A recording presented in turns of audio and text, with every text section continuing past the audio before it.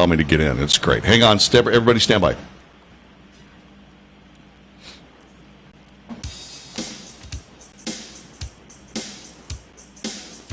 Good morning. Welcome to JP, Kathy, and the crew. My name is John David Wells. Our telephone number is 844. Nope, that's not the right telephone number. 214-810-8255. That's 214-810-TALK. This is JP, Kathy, and the crew. And yes, you have a humble understudy who is currently filling in for JP. He is not here. Neither is Kathy. But we are here with the mental health moment. To my left is Steve Dunn. To my right, Purdie, and welcome to JP, Kathy, and the crew, as we do every Tuesday. Good morning. It's good to have you guys here. Great to be back. Morning, sir. I'll be doing my JP imitation the rest of the show. You will? Absolutely. How excited? Absolutely. That was fantastic.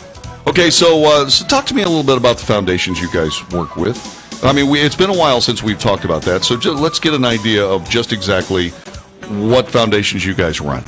Well, thank you. That's a wonderful question and a great opportunity.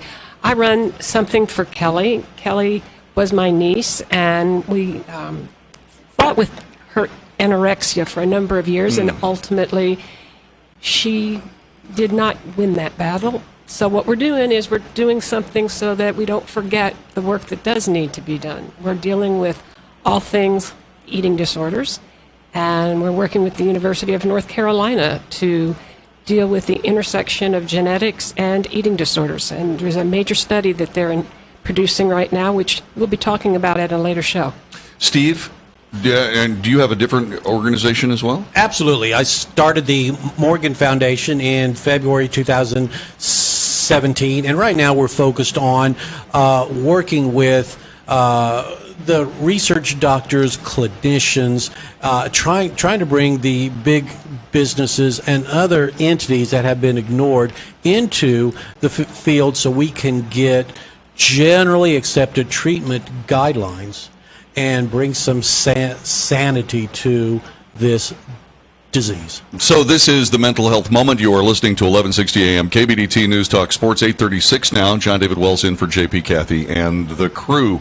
Joining us, our guest from the Refuge is Mr. Purdie Burkes. Purdie, welcome to the show. Good to have you here. Good morning. It's good to be here. As we get, let me begin. Well, I was just going to say, as we get started here today, tell us a little bit about the Refuge. What do you do? Okay, I am presently serving as an admissions coordinator at the Refuge. And as an admissions coordinator, we take the initial calls of those seeking treatment, provide information regarding treatment in general, and then more specifically that offered at the Refuge. We also assist potential clients and families in determining if they or their loved ones would benefit from the program. What is the program? Tell me about the actual program, the Refuge. Okay, our program is a long-term residential facility, and we have a primary focus on trauma and PTSD, but we're able to also treat co-occurring conditions, whether those conditions are mood-related, like anxiety, depression, bipolar, or whether they are substance-related, like alcohol or narcotics. Do you spend a lot of time with former members of the U.S. military, for example? We do have an outreach for military members and first responders, so I do spend a lot of time speaking with them on the phone. I see. Fantastic. Well, Purdie, it's great to have you here. Thanks for joining us on JP, Kathy, and the crew. Mr. Burkes, this is Purdie Gioloff speaking. And first of all, welcome back. You've been on our show before, and you have such great information for us that we wanted to invite you back for some very specific questions. Before we get started, though, talk a little bit about your background as far as your qualifications are concerned personally and professionally. Okay. Well, before beginning work here at the Refuge, I served in the U.S. Army for 8 years, including service during the first Gulf War and the UN mission in Somalia. Following that, I worked at the Federal Bureau of Prisons complex at Coleman, Florida, where my title was Senior Officer Specialist. I have an associate's degree from Columbus College in criminal justice and a bachelor's degree from Liberty University in psychology. Wonderful. And I am also, if I might add, a proud member of Alpha Phi Alpha fraternity and of the American Association of Christian Counselors. You very definitely can add that. That's wonderful. So clearly you have quite a lot of credentials and what some people would refer to as skin on the wall, so to speak. Let's just jump right into what we want to talk about today, which is COVID and specifically how it impacts the black community a lot more disproportionately than the white community. And can you share with us some of the areas in which they are most impacted? Okay. Well, as we know, there is the African American community tends to be underserved in all aspects of medical care, and that would include mental health care that we definitely need during this time. The COVID crisis has caused an uptick in both depression and anxiety,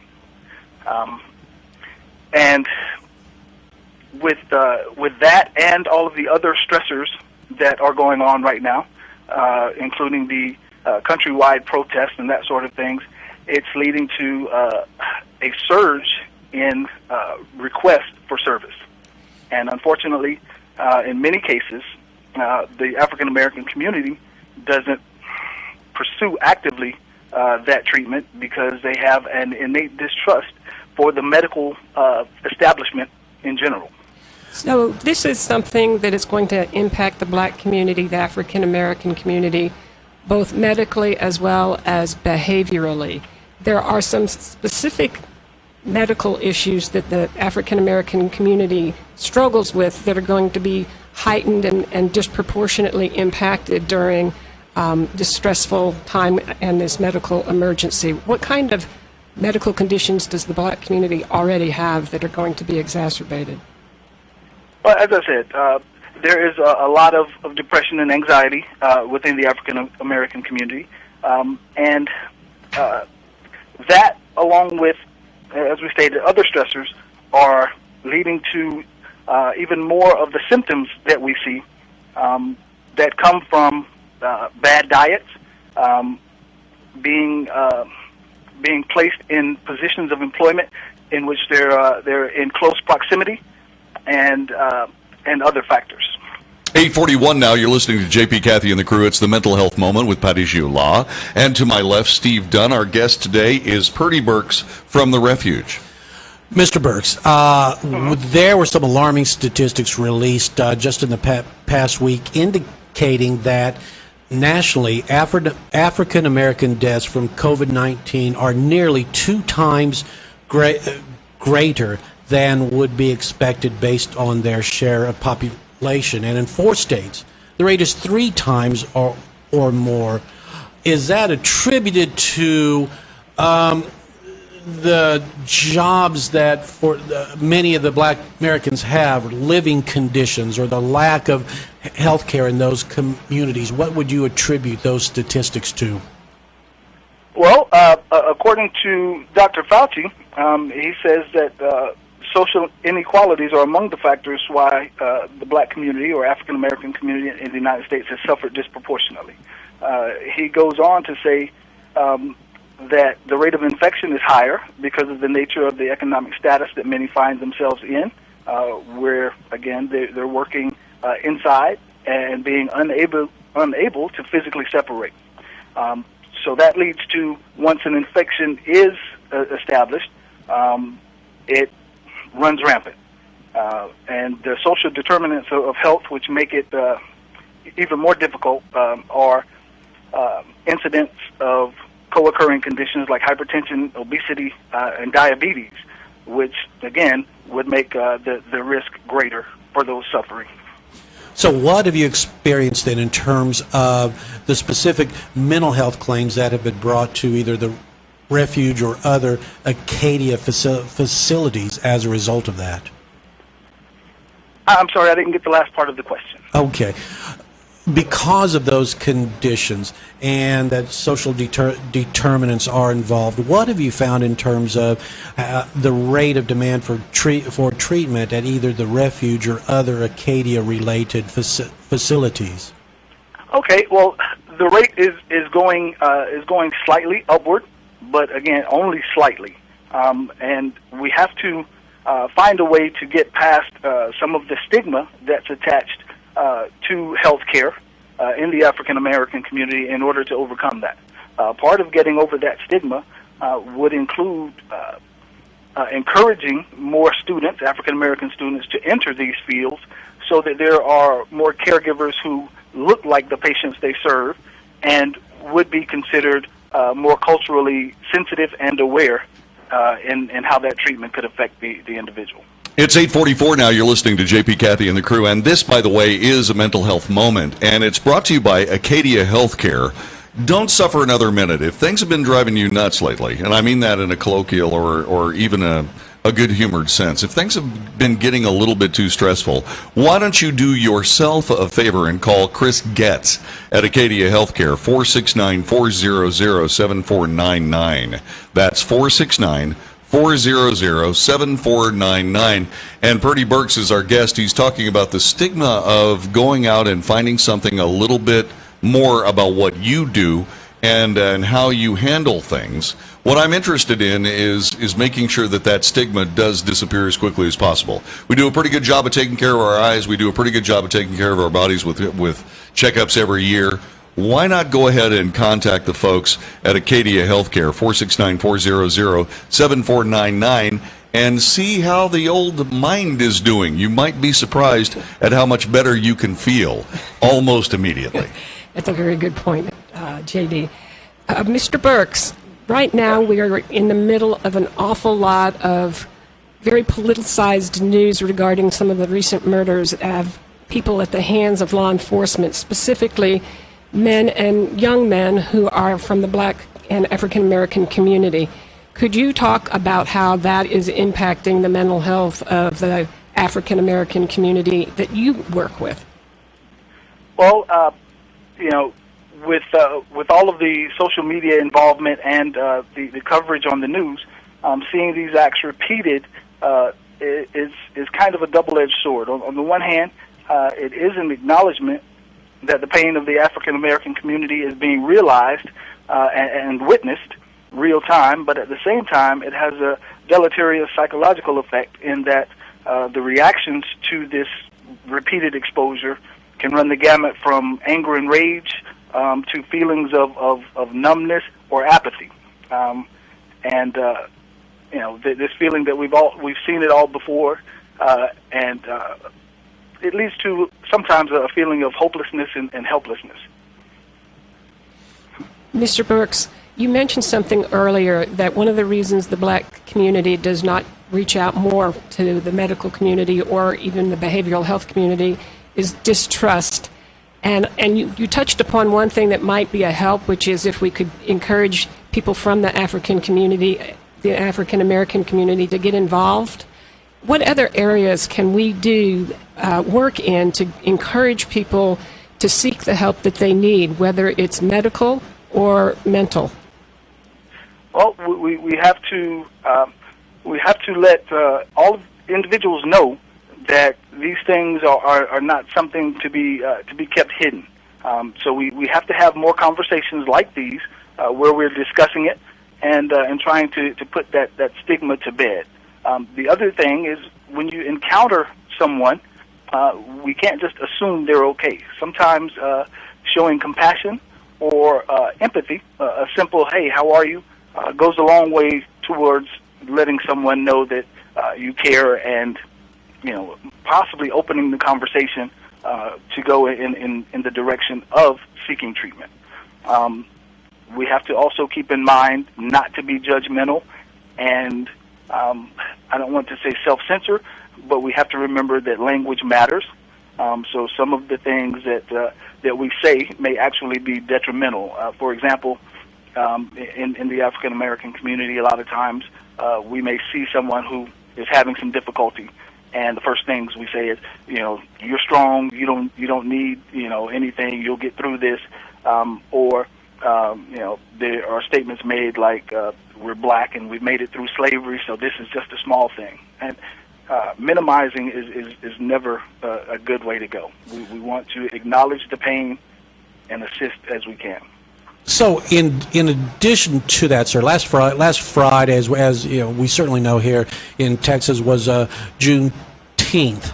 A lot of folks don't know that date is significant because on June 19th of 1865, a Major General Granger landed at Galveston, Texas, with news that the war had ended and that the enslaved were now free. In Texas, that has always been more of that people know about that. What can we do to start to embrace days like that, to give more hope to not just the black community but others as well? Well, it seems that I grew up in South Georgia, and a lot of Papas celebrate now. We're celebrating Black. Tell you what, Mr. Burkes, hang on just a couple of seconds here because we're right at the end, and what we'll do is we'll come back and get that answer for you coming up in just a couple of seconds. You're listening to the Mental Health Moment. This is 1160 AM KBDT News Talk Sports. You're listening to JP, Kathy, and the crew. Back in just a moment. Sorry, Mr. Purdie, the music was blanking you out a little bit, so I thought I'd jump in there. Sorry about that. We'll be able to let you answer that when we come back if we want to come back to that. Absolutely, yeah. I would prefer to get a response and discussion about that on air. We're on Facebook Live right now, so we can go into other things. Of course, for example, what else can be done to start to erase the stigma in the black community about mental health? I was talking with someone just this past week, and they said, "Well, Steve, we are so faithful to our church. There's such a community in our church. The mental health that we receive, we get from the sense of community in our church. What can be done to start to expand that to get past the stigma and get more black Americans into and to receive mental health treatment?" Well, we've been seeing an uptick in pastors and other church administrators who are beginning to familiarize themselves with the mental health aspects of serving their congregations. So they're learning to recognize symptoms and signs of distress, and to help those individuals or encourage them to seek professional help, usually within the community. Again, there is that innate distrust outside the community. For example, I've had family members who refuse to go to see a counselor or therapist because they're worried about experimentation or someone playing with their mind. So we have to recognize where that comes from and combat it through whatever means we find. Now, sir, when you have an African-American patient come to the Refuge or any other Acadia facility and they're admitted, do you automatically try to pair them with a doctor who is black, a counselor who is black? Or do you get to know the patient a little bit more to find where the best fit is? Yes, that is exactly the process. We want to gather as much information about our clients as we can so that we can pair them with the therapist who will bring out the best in them. So you don't automatically say, okay, this person is black, this person is Hispanic, so they need to be with either a black or an Hispanic therapist, someone who may have gone through the same issues that they are experiencing now. Is that correct? Correct. And what have studies been done on that, either internally or that you know of, that you really you have to be more concerned about the individual and look past the surface things? Yes, there has been a push towards cultural sensitivity in education courses and training courses that providers or caregivers go through. So there is a realization that need exists, and how to best implement it is still something that's being worked out. And I know on a number of sites that. Hang on just a couple of seconds, because I think we're about to have. We're going to have about 10 seconds. In just a couple of seconds. 1,000, 2, 1,000, 3, 1,000. Or maybe 10 seconds. Yeah. See. Hang on. Stand by, please.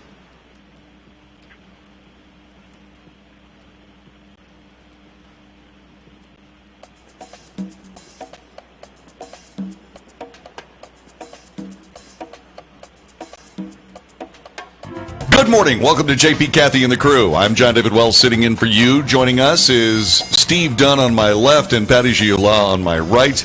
You are listening to a part of the broadcast of JP, Kathy, and the crew called The Mental Health Moment. And we're glad that you're here. By the way, we're also glad that Acadia Healthcare is helping us out with this. You can reach out for peace of mind by calling Chris Getz at Acadia Healthcare, 469-400-7499. Proud sponsor of the Mental Health Moment. And by all means, do join us if you'd like to at 214-810-8255. That's 214-810-TALK. Our guest today is Purdie Burkes. To my left is Steve Dunn. To my right is the lovely Patti Giola.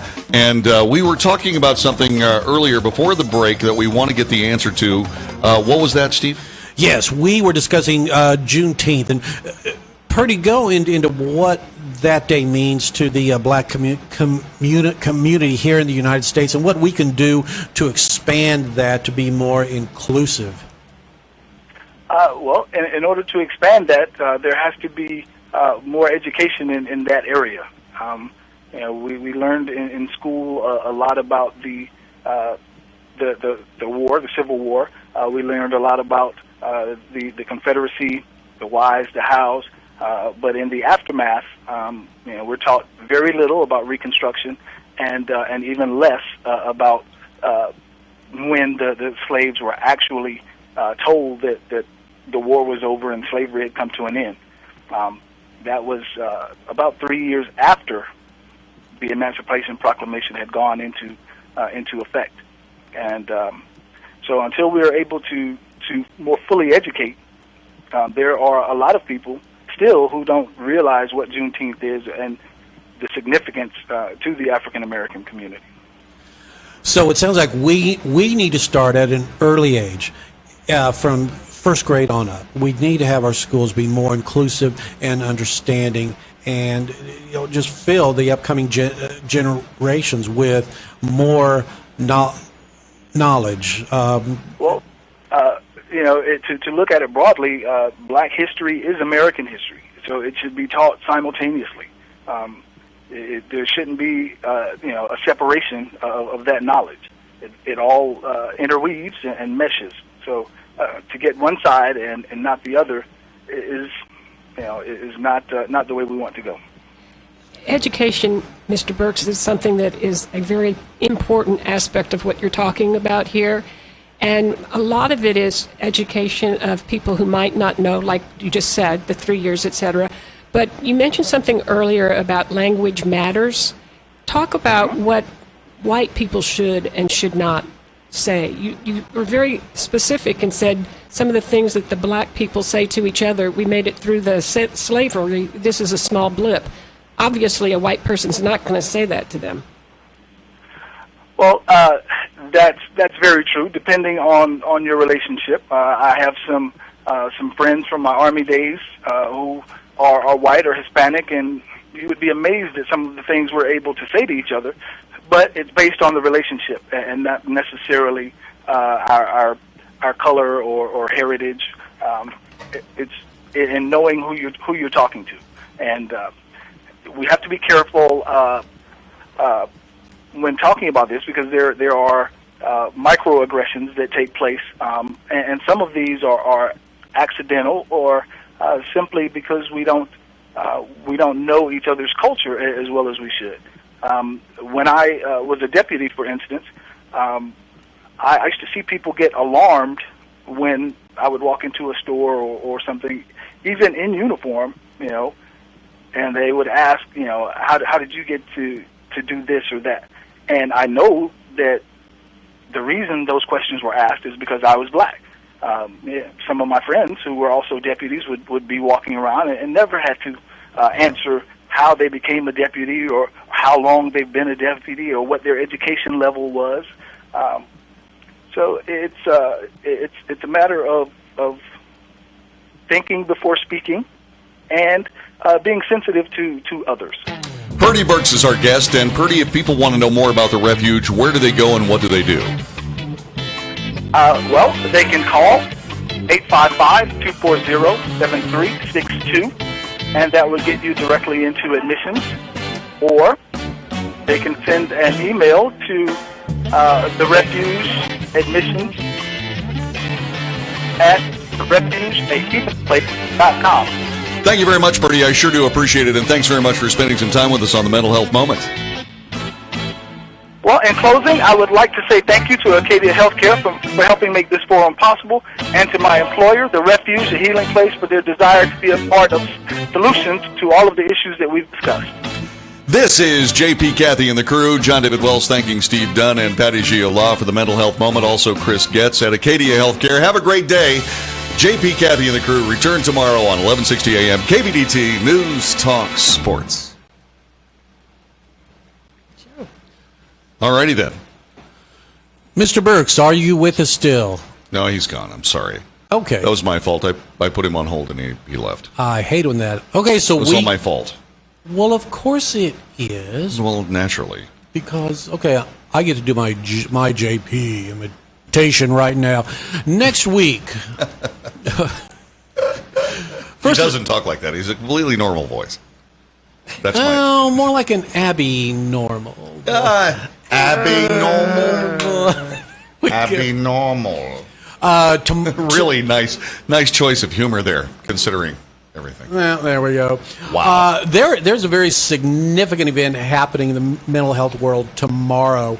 The Deloitte Economic Report is being officially released tomorrow. What that's going to go into is it's going to analyze if you put this amount money up front in proactive preventive care, it saves this much more on the back end from amounts you have to spend on reactive treatment. It's going to also go into how much the companies spend on mental health and how much of a drain it is. So our guest next week, next Tuesday, is Elisa Myers, the CEO of the Academy for Eating Disorders, and her organization is the one who funded this thing. So she's going to have in-depth knowledge, and we're going to talk in depth about it, what it means, and how it's going to impact treatment down the road. So next week should be an incredible show. Thank you very much for that, and I sure appreciate working with you today, and thanks very much for putting up with me today. You are the consummate professional, sir. Bless your heart. And Patty, always a pleasure to see you. Thank you. All right. Good to be here. Thank you very much for joining us on JP, Kathy, and the crew, and especially this live video stream. And do have yourself a wonderful day, and we will see you. Anon. Until then, take good care and have yourself a wonderful time. And remember, JP, Kathy, and the crew, and 1160 a.m. KBDT News Talks.